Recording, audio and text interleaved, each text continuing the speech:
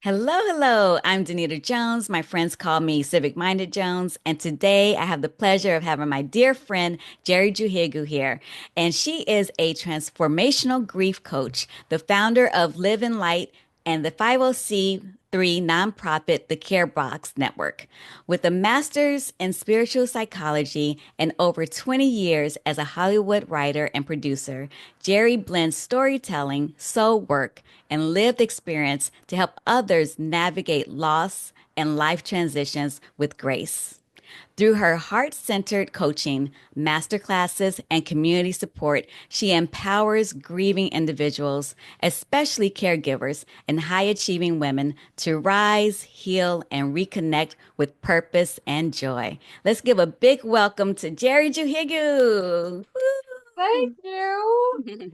Thank you for having me, Danita. I'm really happy to be here. Yeah, I'm so thrilled to have you here. And when I, read the or go over your bio, when you mentioned that you are, um, you're especially for caregivers and high achieving women, and I'm like, both right here, right here, and you too, because Yeah. we both have, had the caregiving journey, taking care of our parents, and then also you've helped me with, grief of my mom when she passed, and then shoot, just all the things that we do in our careers or have done in our television producing careers. It- So it's It's been, such an honor, Danita. yeah, same here. So tell me, before we jump into today's topic, which is hmm political grief, why is it important to you to do this work? Why is this work important to you? Well, this work is important to me because, as you know, I've been a caregiver, and as we just told the audience, but it's important to me because what I realized once I came towards the end of my caregiving journey was that grief had been compounding and stacking the entire time, not just when my mom passed. And I realized that a lot of people that I talked to had gotten into the habit of tamping down their grief. And it was affecting them physically as well as mentally, as well as financially. And so I said to myself, I said, what do I need? And I took some time to do some soul searching beyond the spiritual psychology degree I had. I think I had a little leg up because of that. Mm-hmm. But, I knew that I wanted to help people understand that there was another way, that we had the ability to reprogram our brains. We have the ability to take our pain and turn it into a purpose. And that though all of our journeys are different, that we can navigate grief gracefully because it never goes away. It never goes away. So when people say just get over it, I know that that's a misunderstanding of what grief really is, and how people actually turn mourning into their definition of grief when it doesn't have to be. So true. When I've talked to people about their grieving process, they think it's mourning. I'm like, no, it's more than that. And it can affect so many areas of your life, physically help, affect you and just your daily, the way Yep. you're, being in this world. And you really help people a lot with that, including myself. So let's dive into political grief. Because Yeah. I know for myself personally, when, things have been so crazy lately, and to the point that I felt at times I couldn't even really function. And Mm. that's kind of why I even started doing this work here because I needed to put my energy into something. Because seeing, watching the news and everything was just so, it's overwhelming. But Yeah. I want to dive into how do you define political grief and what are some common ways it manifests in individuals and communities? Well, first of all, I like to say anyone watching that felt the way that Danita felt when the election happened, when these natural disasters happened, a lot of times we forget that our feelings can inform what state we're in. And that state is super, super normal given the circumstances. And the way I define political grief is really that it is this sorrow and this disillusionment that we feel when political outcomes betray our hopes, when it betrays our values, when it changes in terms of what the vision we expected to see versus the reality we start experiencing in our communities. Yeah. And it's interesting, you bring up values because that's been a big theme on this program. Many people have been talking about what do you value and how you move forward with having your your base as being, a part of your value system. But when many people feel disillusioned, or powerless in the face of political events, what strategies do you recommend for processing and moving through political grief without becoming apathetic? Well, let's I'm gonna circle back a little bit. So when we're talking about political grief, there is also the anger, fear, depression, fatigue, and the loss of trust that happens in the midst of that, right? Hmm. And Hmm. so that illusionment actually grows and festers the more we see things as like, like right now, we've been going through this first 100 days of a new presidency, right? Hmm. The last election, we went through this whole process of was the vote stolen, right? And so that disillusionment is our anger, depression, fear about the outcome of what has happened in the event of something political, right? Hmm. Um, and it's very easy for us to say it's something else Hmm. and name it something else, but we have to name it what it is in order to deal with it and face it, right? Because once you name it, then you can allow space for it and you can Hmm. allow yourself to feel the feelings around it. Because Yeah. I know people that when the election happened, they actually didn't get out of bed for a week, Hmm. did not get out of bed for a week because Yeah. they had no words for what they were feeling. Yeah. So if you're feeling sadness, if you're feeling like betrayed, if you're feeling abandoned, those are the things that you should address in terms of naming it so you can give it a space in your life and then you can start to deal with it because communities often show their disillusionment with protest, with disengagement, and we see this huge divisiveness that starts to happen in the country or in places. And so when those things start to happen, you have to start to channel your emotions Hmm. and channel them in a way that can be productive for the community. Now, in Hmm. the beginning, we all are like, hey, not today. I Right. don't want to deal with it. I ain't got time for it. You know, you messed around and found out, right? And Right, that's right. what comes up for us with that disengagement and that divisiveness. But the Hmm. reality is if we can learn to channel our emotions of that Hmm. and then switch it and reframe it into, hey, how can I be supportive of where I want to see this country go, or Hmm. see my city go, or see this school district go? And that really goes down to how do you take your power back? And you can do Hmm. it through voting, you can do it through advocacy, or just, helping someone else understand the process. Because a lot of times people either don't vote or don't get involved in political process because they don't know how Hmm. and they Hmm. don't understand it. So with grief, if you can find a purpose in that disillusionment after you name it, like I'm angry because Hmm. I'm sad because I feel betrayed because once you name it, then you can flip it and find the opposite and say, hey, what kind of purpose can I make out of this? And make some sort of sacred activism for yourself. Yeah. And clearly that's what I have jumped into here without even really thinking about it in that way. Yeah. But for me, it was like my natural progression. I think a lot of Um, people organically do it and they mhm. don't realize that there are names and constructs for what they're doing. But Hmm. once you understand the construct, then you can be that much more powerful. Hmm. Yeah. Cool. So, what role does media consumption play in exacerbating or alleviating political grief? And how can individuals set healthy boundaries? When you say media, you don't even have to say the rest of the sentence. You don't even ask the rest of the question, right? I Uh, mean, I'm really grateful to Netflix for some of the programming that they've done hmm. around how social media actually affects our brains. Hmm. Because it actually, when we're watching media, when we're watching social media, especially, it's overstimulating our brain. And it's Hmm. overstimulating our brain in a way where we can't see the forest for the trees Hmm. because we're just being fed,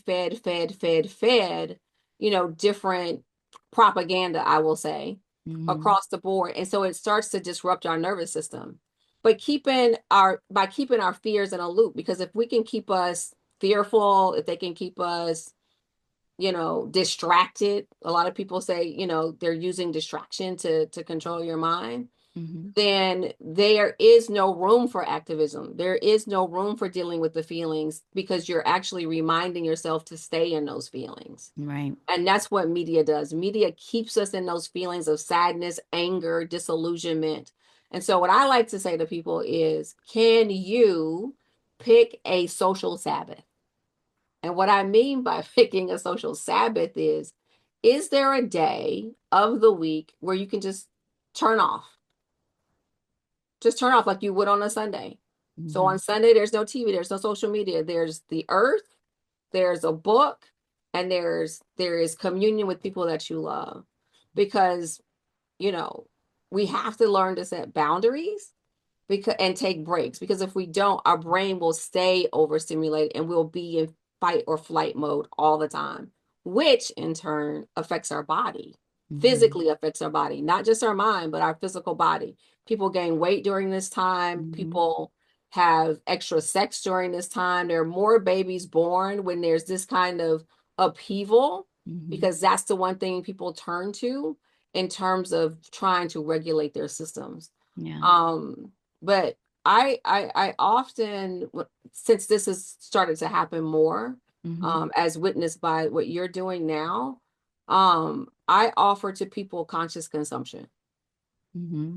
And what I mean by conscious consumption is that instead of doom scrolling all the time, what are those things that are going to either educate you about the Constitution, educate you about your well being and your self care, or educate you about the things that you want to grow into next, like that self nourishing things, Yeah. those self nourishing things, And because it's easy to get caught in the consumption of media and disillusionment. right, absolutely. And so I love those two terms, social Sabbath and Hmm. then conscious consumption, right? Yes. Yeah, and conscious consumption is really good when you feel like what's happening around you is so overwhelming. And sometimes it can just be like, let me consume classical music so that I can stimulate my brain in a different way. Mhm. Let me go to a sound bath, but be clear about what kind of sound bath so that I can re-regulate, my nervous system. Because all sound baths are not good for anxiety. So, like, if you're going to a sound bath and you have anxiety, you want to go to one without gongs. Mhm. You want to go to one with that has more bowls, more chimes, but not gongs, because that will start to stimulate your system too. Yeah, yeah, very true. And I love a good sound bath. Yes. It's just very soothing.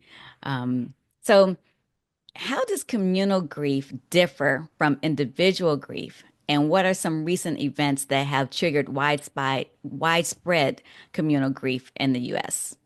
Okay, so let's be clear that political grief is a form of communal grief, right? Mhm. Because communal grief is any grief that is involving community, right? Mhm. It's a Mhm. loss, it's a experience of loss by the group or society, right? Mhm.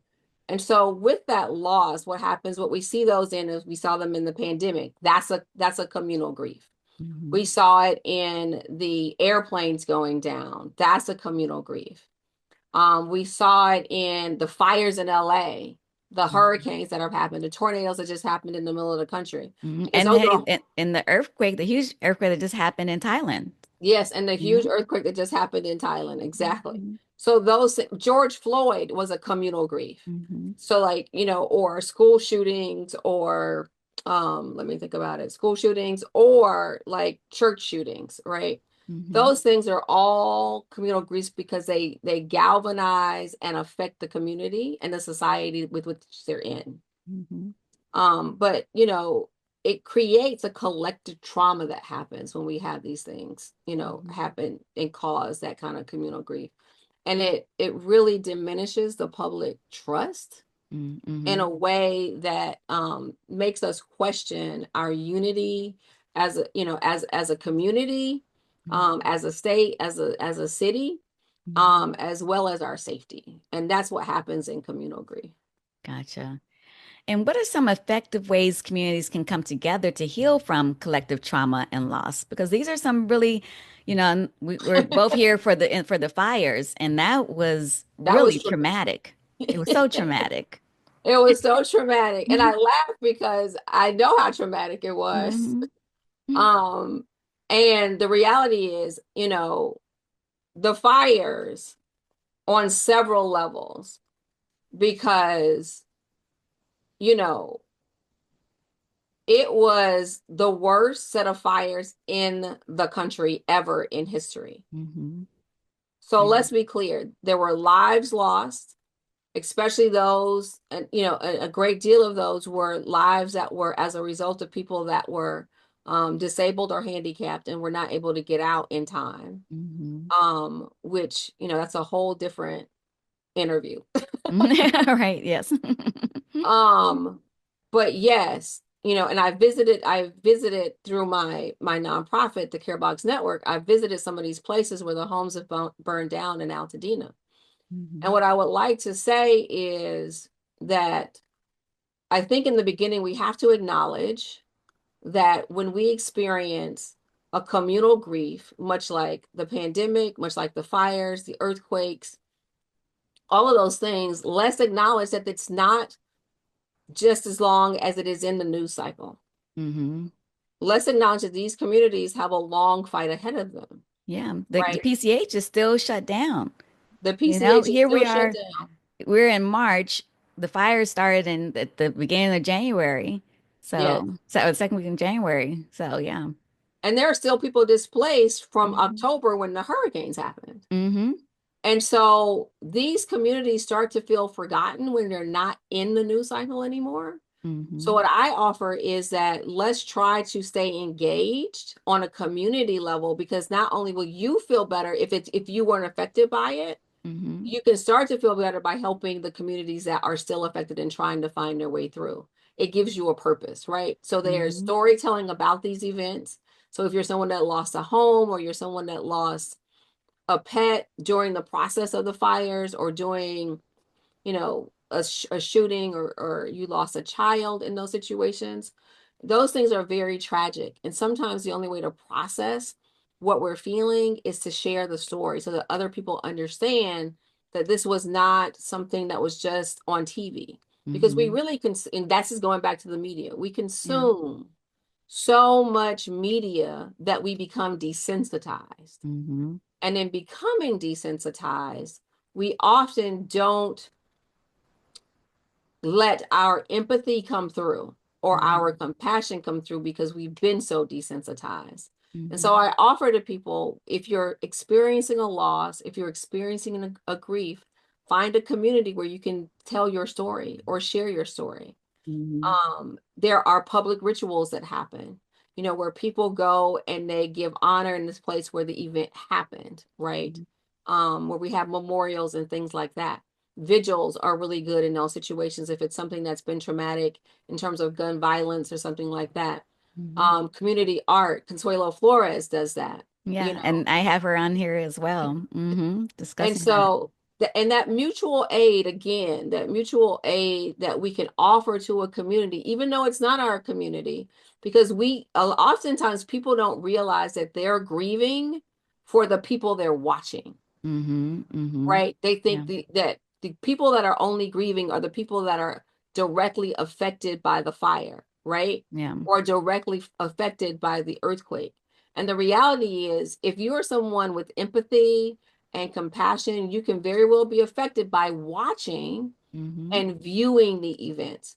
And so Mm-hmm. if you're in a position where it's not directly related to you, I really do offer, offering mutual aid and support for those communities, because healing requires safe spaces, Mm-hmm. right? Yeah. And the reality is, in order for us all to heal as a whole, it's Mm-hmm. important for us to give voice and to allow them to be validated. Yeah. right? Not Hmm. like, because I've heard some people be like, well, y'all have fires all the time in LA Not or like that. or in Southern California, right? But not Right. like that. Yeah. And even if it was like that, the Hmm. reality is those things need to still be validated. We know Absolutely. that, Tornado Valley always has tornadoes. Hmm. That does not discount the grief that people feel in those areas when those disasters happen, Exactly. Or that is less traumatic. or that is less traumatic. It still affects you, It's in still major ways. in major ways. Yeah. Yes. In your work as a transformational grief coach, what have you found to be the biggest barriers to communal healing and how can they be overcome? This is a good question. I like this question. Mhm. um, Silence and shame. Mhm. I've had my own journey with shame. But silence and shame are major, major barriers to healing. Mhm. And a lot of times it's hard to recognize the shame or admit the shame because it requires us to say that we were not in control of that thing, whatever that thing is, that Mhm. is outside of ourselves, right? And the silence, we've been taught to be silent, Mhm. right? We've been conditioned to be silent because we should be over it by now. Mhm. Or like there are people that are still in the place where they are grieving what happened in the pandemic. They Yeah. are grieving the pandemic itself. They're grieving the change that they've had in their status in life. Mhm. And that is, across the board, and they're suffering in silence because people are like, the pandemic is over and trying to move on from the pandemic. So when you hear that languaging, Mhm. you start to discount whether or not you saying something about it in order to manage it yourself is valid, right? Mhm. Yeah. And Yeah. so it keeps you from getting past the grief because it's really just sitting in you and festering and compounding into other things like, alcoholism for some people, drug use for some people, loss of job because people can't regulate their emotions. And so they're having these outbursts, and it's Mhm. this loss of a sense Yeah. of control, and the silence is not helping. Mhm. And many fear, being too broken or too angry to heal. Mhm. Because when someone loses their home, like a lot of people did in these fires, Yeah. Lost they're like, everything. I can't recover from this. Mhm. Like they hear in their heads, Mhm. there's no way I can get this life back. Now, the truth is, you cannot get the things back that you had, Mhm. right? Those things are gone.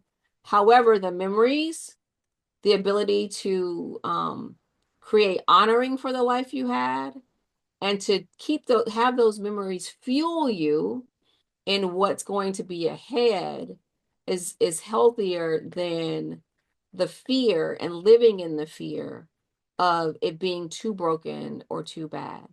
Now, and I say this, it sounds easy. Mhm. Let's be clear. It is not easy. Yeah. It is a process, and everybody's process takes whatever time it takes for them. But I offer it in the midst of feeling those feelings currently, that acute feeling now, Mhm. because there are ways to get to the other side. There are ways to deal with your anger physically, in safe spaces, Mhm. You're right. not the Mhm. person next door. Mhm. As well as communities that offer support, Mhm. right? And then once you learn to manage the emotions as well as reframe the emotions, then you can start to like deal with those issues. But a lot of times it requires radical honesty with yourself. Mhm. I want to say that again. Yeah. Say it again. Sometimes it requires radical honesty with yourself. And some people don't want to look at themselves. Yes, exactly. Mhm. As well as a connection, Mhm. finding things that you can connect to that fuel your love for your life. Mhm. Like even if it's something, and I'm talking, you know, I'm really talking about how a lot of times we don't really think about reaching out for community. because this is just me, it's my problem. But you'll find that on a lot of these communal griefs, that you're not the only one dealing with it by yourself. Absolutely. So if you can find at least one person to connect with, Mm-hmm. then half the battle is won, because Mm-hmm. that person can witness what's happening for you. They can acknowledge and validate what's going on in your heart and in your mind. They Mm-hmm. can help you check your emotions, check your languaging, check how you're framing what's happening to you. Mm-hmm. Because our brain, and I say this all the time, you know this, your Mm-hmm. brain does not know the difference. Your brain does not know the difference between you saying, I'm afraid and I'm courageous.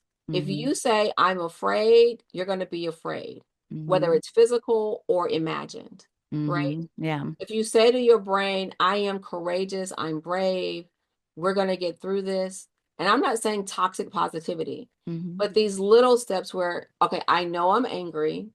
What is the opposite of angry? And what do I choose to feel and want to feel? Mm-hmm. Now, it takes a while to get to that. So I always say small steps. If I'm angry, maybe I choose something like, let me take a breath so I can be calm. Mm-hmm. Yep. Or even taking a little walk, you Mhm. know, just something, it's small steps, to get. Small steps. Mm-hmm. And I think that's the way that you can start to overcome any kind of grief, especially communal grief, because the thing about communal grief that we don't also talk about is that communal grief is so feels so out of our control, Mm-hmm. Yeah. right? It's happening to us. Mm-hmm. We're living in this againstness, right? Mm-hmm. Mm-hmm. And so a way to combat feeling that againstness and that isolation, and this is happening to me, how can I find ways to be active so that I can move the needle in the direction that I want to see it go? Mm-hmm. And Mm-hmm. now you're empowered. Yes. Even if it's something, a lot of people will, and I will say this, Mm-hmm. I'm not going to get political, but a lot of people vote for major elections, Mm-hmm. like the presidency, for instance. Mm-hmm. They may even say, I'll take some time and vote for major elections in my state, like the governor. Mm-hmm. But they forget that it's the little elections, the little platforms, the little constituencies. Exactly. Your local, your state, the council members, all of that matters and All makes of a it big difference. matters. Mm-hmm. And so I offer that if you want to get radically honest, if you want to make connection, if you want to feel like this is not controlling me, this grief is not controlling me, maybe take little steps to be more aware of the little things that can actually affect your life on a larger scale in your local community. Mm-hmm. Yeah. Such a great point. Such a great point. Social movements often arise from deep sense of grief and loss, which we've been talking about, but whether it's racial injustice, climate change, or economic inequality, how can we transform grief into meaningful action rather than despair? And you kind of, touched on that a little bit, just what you were saying, but can Mhm. you expand on that a little bit? I can. I don't think people actually realize, but grief is often the fuel for justice. Mm-hmm. Often we find ourselves in these movements because we feel a sense of injustice, and Mm-hmm. our grief moves us to create a feeling of justice, to Mm-hmm. change things, to change the narrative, to make something, you know, move something to the forefront. Mm-hmm. Um, and so I believe that if you move in community and turn the sorrow that you have into momentum, into that activism that we see often happening, where people are marching in the streets or people are saying, we're going to boycott people, Mm-hmm. Mm-hmm. Mm-hmm. Mm-hmm. then that grief becomes a fuel. That Mm-hmm. grief becomes a catalyst. That grief becomes channeled, Yeah. right? And when it's love-led grief, because let's be clear, sorrowful grief and love-led grief can coexist, Mm-hmm. right? We're going to have moments of being sorrowful, but there are moments where you can, in your body, in your mind, and in your community, move things and move the needle with love-led grief. Mm-hmm. Because a lot of times we have this misconception, I'm gonna go back to misconceptions. We had this Mm-hmm. misconception that grief has to look like anger, that Mm-hmm. grief has to look like, fear, that Mm-hmm. grief has to look like Deep sadness. deep sadness, Mm-hmm. disenfranchisement, right? Mm-hmm. But you can actually take those feelings of being angry and channel them into the things that you love and want to see in your community Mm-hmm. and make it purposeful. Yeah. Have a purposeful, I call it good grief. Mm-hmm. Let's go from sad grief, you know, big grief that's in the sadness of it into, turning that pain into purpose. Right. Yeah. And that's what you do so beautifully with your with all of the things I've participated in your master classes and so forth, and you're turning grief into good grief. How do we, live and flourish and through grace Yeah. in our grief? Yeah. So how Let's do navigate grief with grace. say again? Let's navigate grief with grace. Yes, yes. How do generational and historical traumas contribute to social grief? And what steps can individuals and communities take to break cycles of inherited grief? This is a big question, Danita. I don't think we got time for this one. Um, as you know, because we've talked about this before, generational grief is kind of inherited, right? Hmm. And often it's inherited because of the silence we were talking about earlier. We've been taught to be silent about how we feel and what we're experiencing. Hmm. But through that silence, the fear grows and the behaviors become conditioned behaviors. I've talked to many African American men, and that generational grief is when they're behind the wheel of a car and a police pulls up behind them Hmm. Yeah. without anything happening yet. Their body is already tensed, their breathing has already gotten shallow, and they're waiting for the moment, whatever that moment may be, Hmm. right? And part of that is fear, and part of that is behavior, because those young men have been taught um, that that's something that they need to be aware of through media and through Hmm. experience, lived experience. Hmm. Um, and so generational grief, I believe, is really inherited through silence, fear, and behaviors that we see and witness. Hmm. Um, but more than that, a good way to look at generational grief and ancestral grief, right? I like to Hmm. call it ancestral grief, um, is through healing in community. Hmm. Because if you can find someone that can be a mentor, if you can find someone that can have a dialogue with you, like I feel like a lot of the back in the day when we had Jason's lyric out, Hmm.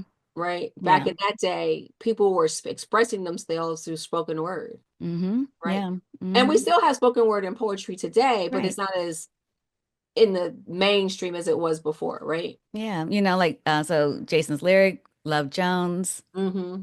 All of those Yeah. things. Hmm. And so I think we can break the cycles through healing with therapy, spoken word, engaging in intergenerational dialogue. Because the other thing that I've learned more recently is that we often um, only can understand where we are in our body in our generation, Hmm. right? Hmm. But we are living in a country that is intergenerational. Hmm. We've got millennials, we got alphas, we got Gen Z, all the things, Hmm. Yeah. Hmm. right? So, where are our intergenerational dialogues at? Hmm. Are we creating intergenerational dialogues? Because we can't understand what they're feeling or where they're coming from if we don't talk to them. If Right. we're Yeah. only consuming the media and the sound bites and the clickbait, Hmm. we're just consuming the end product of what they're feeling. Hmm. But if we can get into dialogue before we get there, then we're talking about something different. Right. Yeah. And that's so important because, talking to the older people, talking to the younger people, because it gives you a bigger, wider scope view Yeah. And, and I think about my own life, and I truly am blessed to have grew up in a household that had my great grandparents, my grandparents, and my parents. My great grandparents were born in the late 1800s, Yeah. Ooh, and that is my, phenomenal. yeah, and my grandparents were born in the 19 teens, and my parents were born in the 1930s. And so having conversations with them, Yeah. and understanding their perspective through the time. And of course, I'm coming from a certain lens with them too, because they all came from, they were born in rural Mississippi. Yeah. And so, and Totally then, different. great migration to Chicago, and which was where I was, born and raised. But it really kept, a really wide view and a intergenerational perspective. Yeah. And I think that's important. Like what you're saying is a lot of people don't have that anymore. We've gotten Mm-hmm. away from communities with all of this technology, right? Mm-hmm. But we can also use technology to have those dialogues now. We can have them across borders because we can do it virtually. Right. I would like to add that naming the pain Mm. is the Mm-hmm. first step to releasing it. Yeah. So, So when you say naming the pain, can you give me an example? yeah, so naming the pain. So, hope it's not too controversial, but so we do this. So, currently, we're in this state where DEI is challenged, Mm-hmm. right? So, the pain is I am not validated in and of myself as an individual that has earned the right to be here, right? Mm-hmm. Because I'm in grief because someone is projecting onto me that I'm not good enough, Mm-hmm. right? And this is a collective thing that's happening. This isn't like Mm-hmm. an individual thing that's happening. Right. Yeah. Um, and so what kind of grief are you feeling? Are you feeling disenfranchised? Are you feeling a loss of identity?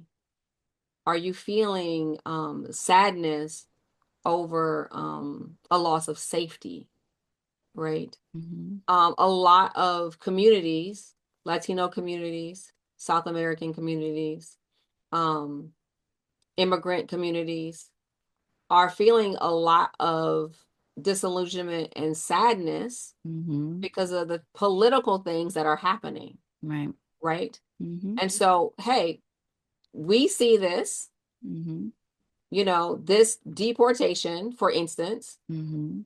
I feel is not right. It's causing me grief. Mm-hmm. How can I be a part of a collective resilience or create collective resilience? Mm-hmm. I didn't say resistance, though I know But that's right, but but resilience. but resilience, Mm-hmm. right? Yeah. Because what happens is when you're watching that pain of seeing a neighbor, a friend, even someone you don't know be treated unjustly, like name it. That's an injustice. Mm-hmm. Name it. That is illegal. Mm-hmm. Name it. You know what I mean? Mm-hmm. And that's the first step to say, okay, I see it, I know what it is, and how can I work on how I'm viewing it as well as consuming it, Mm-hmm. right? Um, and then you can start to move towards either activism or movement or becoming a part of the collective solution. Mm-hmm. But you can't do it unless you acknowledge it and name it. Absolutely. You Absolutely. can't say, when you are in the word is leaving me right now, but when you are in disassociation Mm-hmm. from what's happening, Mm-hmm. as opposed to naming it and being clear and honest with yourself about what you're seeing, we're back to that radical honesty, right? Mm-hmm. Um, that's not me, so I shouldn't get involved, Mm-hmm. right? Mm-hmm. Reality is, as we're seeing, it could be you. It could be you. It Mm-hmm. could be you losing your job for no apparent reason. Mm-hmm. It could be you not able to get your social security check. It Mm-hmm. could be you Mm-hmm. not able to buy groceries for your kids anymore, Mm-hmm. right? Yeah. So let's be clear that is, we can't disassociate just because it's not us today, Mm-hmm. because Mm-hmm. it could be you tomorrow. Exactly, exactly. And that comes deep with, having empathy. And I always, since I was 11, because that was when I first learned the term about walking in the moccasins of someone else, and I've lived my life that way. That's Mm-hmm. been my motto since, since I was a kid. Mm-hmm. And which I think, people really need to, well, they don't have to because, everyone has, free choice and free will, but for me, it had a broader scope, and allowed me to really talk to many people from various backgrounds, Yeah. and because you never know where someone's coming from, You you never know, know where you someone's. don't know where, what their journey has been. Mm-mm. So, But I think what you're saying mhm, is super, super important. What you're saying is you were raised and nurtured and learned the behaviors of what it means to be in community, mhm, right? yeah, And as a result of that, even in your grief, mhm, you can take the energy of that grief, wallow in it for a while, mhm, but churn it into some sort of activism, yes, right? And mhm, so what we're saying is when you name it, figure out how can I use this feeling mhm, and transmute the fuel from something destructive against myself to mhm, something for myself. mhm, yeah, absolutely. You know, um, what are the dangers of unprocessed social grief, and how might it contribute to increased polarization or social unrest? Oh, that's a loaded question. I'm That's a coming with loaded questions. that's a loaded question. Be bringing it. Listen, as we know, unprocessed grief can become rage, Hmm. right? It can become apathy, it can become division. It can become January 6th. Hmm. That's what unprocessed grief is. Hmm. What you saw in the streets Hmm. January 6th. Hmm. Now we can try to call it whatever we want to call it, Hmm. but there were lives lost. Yes. There was property damaged. Hmm. And there were families that were destroyed, Hmm. right? Yeah. And a lot of people, not only in our country, but in other countries, lost a sense of safety, Hmm. right? Yeah.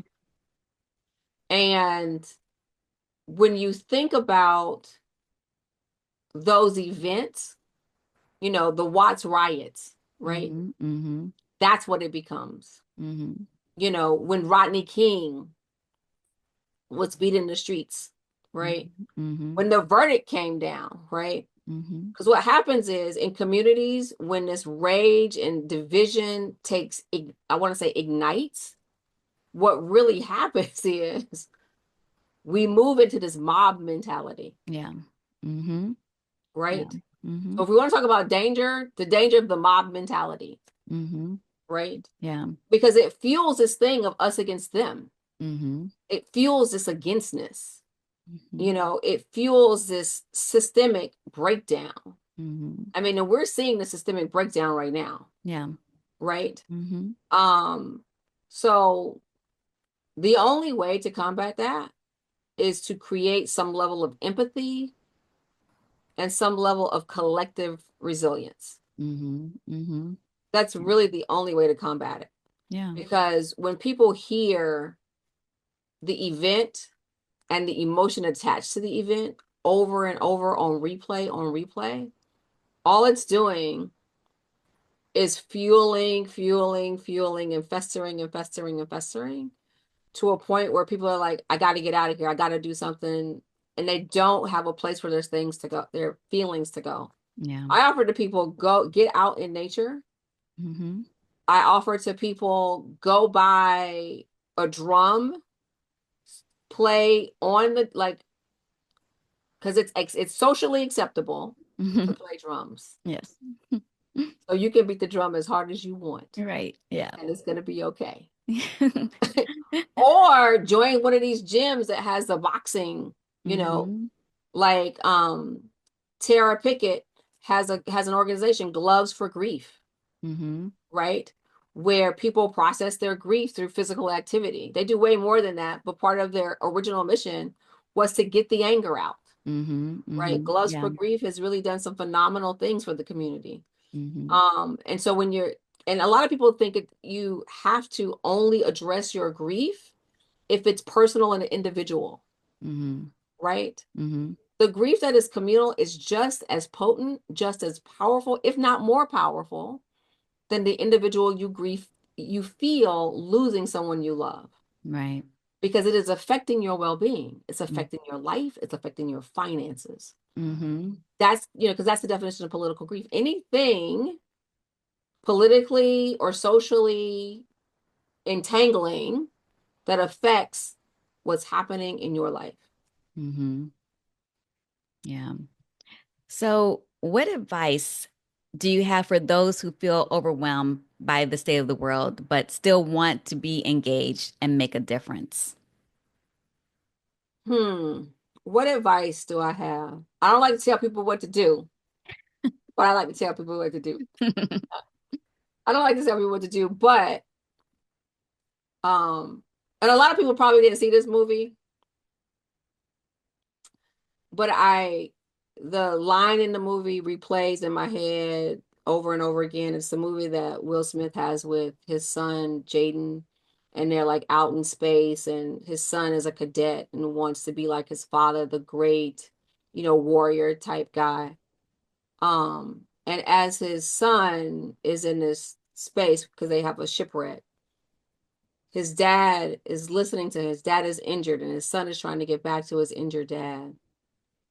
Um, he tells his son, in the midst of all the things that are going on around him that are threatening his life, he says to him, root yourself in this present moment. I have held on to that line ever since I heard it, Mm-hmm. because it is so important to stay rooted. Mm-hmm. Root yourself in this present moment. Start small, you know, choose one cause, one action. And that one cause, one action can simply be, do I have my go bag ready? In Mm-hmm. the case of a situation, do I have my passport renewed? And do baby steps. Is my driver's license up to date? Do I have gas in my car? Stay ready so you ain't got to get ready.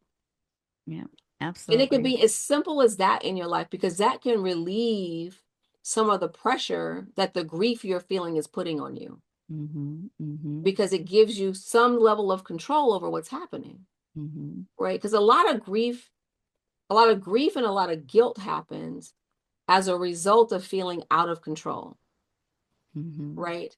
It's not because of, and it's irrational beliefs about what's in your control and what's out of your control.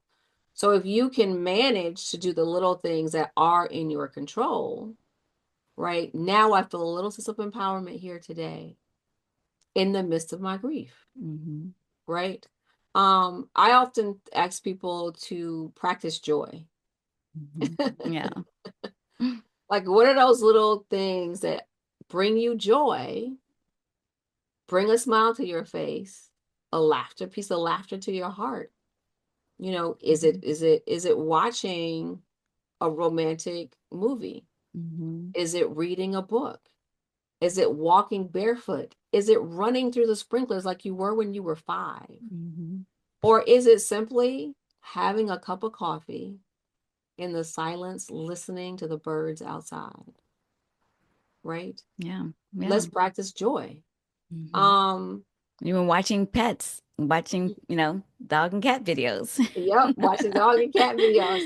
It's really funny. I found that I actually like to watch these little lawnmower videos Oh, where someone finds a house and it's uh-huh. all in disarray in the yard. Yeah. The guy goes and cleans up the yard for free. Mm-hmm. And I sit there and I watch them just do an act of kindness. And Mm-hmm. them doing the act of kindness and me watching the yard transform Mm-hmm. brings me joy. Yeah. I also say, and this is a hard one for a lot of us, get some rest. Mm-hmm. Yeah. And understand that, get some rest. Going to bed does not mean that you're necessarily resting, Mm-hmm.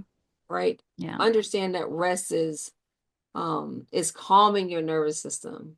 Mm-hmm. Rest is, yes, getting sleep, but calming your nervous system at the same time. Because some of us sleep and wake up like we didn't go to sleep. Mm-hmm. Yeah. And you're So tired when you wake up, you know? you're So, tired when you wake up because you went to sleep, but you didn't get rest. mm-hmm.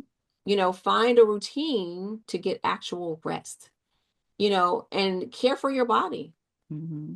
And then I know this is a hard one because we're so busy trying to keep up with our lives Mm-hmm. that we neglect to care for our bodies.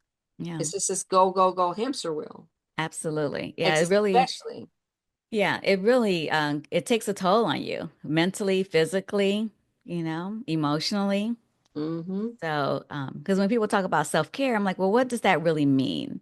Mm-hmm. You know? So, but we have to find those things to help us, relax and take care of ourselves, in the midst, because the world is always going to be going on. Things are always going to be happening, but we always need to, find time for ourselves to really relax and be with one and be present. And I want to go back to what you mentioned about how did you say from the movie grounded presence? Oh, ground yourself in this present moment. Ground yourself in this present moment.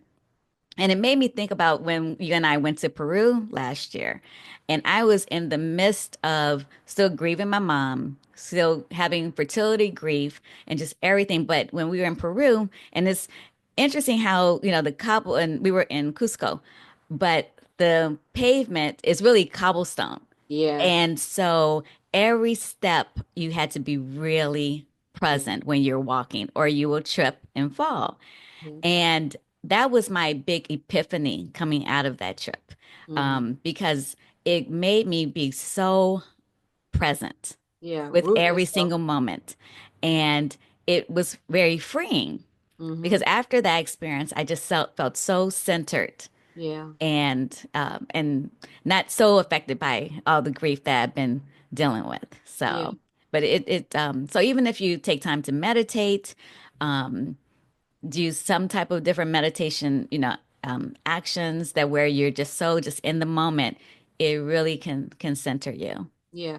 I think the Yeah. name of the movie is After Earth, and it's root yourself in this present moment. Hmm. And it's so true because we are so busy looking at our phones. Hmm. We're so busy doom scrolling. Hmm. We're so busy like thinking about what's next. Hmm. We're so busy projecting that Hmm. we forget to breathe. Hmm. A lot of times we're not even breathing. Yeah. We're not even breathing. Yeah. I'm very guilty of that. I could be working, working, working and not taking a breath. And I feel even more exhausted because Yeah. of the fact that I'm not breathing effectively, Mm-hmm. So. Well, any final thoughts? We're pretty much to the end. Any other thoughts? I do have a thought. I want people to understand that grief means you care because you can't have grief unless you love something or care about something. Um, the other thing is I always offer to people you don't have to carry it alone.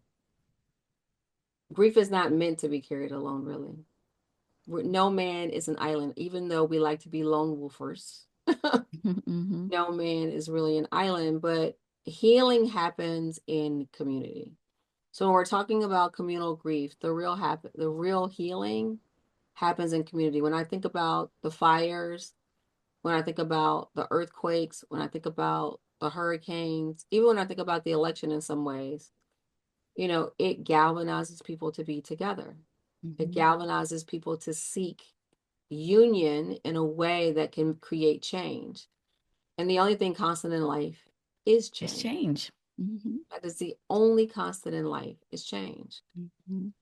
We can put money on it, Yep. right? Absolutely. Yep. So grief shared as a community leads a community to healing. And that healing, if we really just get in our bodies, focus on our breath, and take a moment and be in the silence of it, then it creates harmony, not only in our bodies, but in our lives. Mhm. Great. Well, wonderful. Well, thank you so much, Jerry. You know, I can talk to you all day, and I have always thought we have talked all day into Yes. the night over things. Where can people support you and what you do? People can support me at the Carebox Network, TheCarebox Network, network.org. And I love for people to support that community that supports caregivers and so many more. Um, as I mentioned, I don't know if I mentioned it before, but because of the donations that people were able to give us, um, we were able to support people from the hurricane and give, supplies to caregivers in need as well as homes in need. Same thing happened with the fires. Mhm. So they can support me there. They can also support my grief work on IG at Live in Light Today.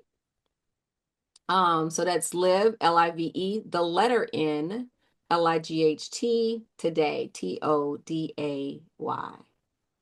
great. And I put links at the bottom of this video too, so that people can have easy access.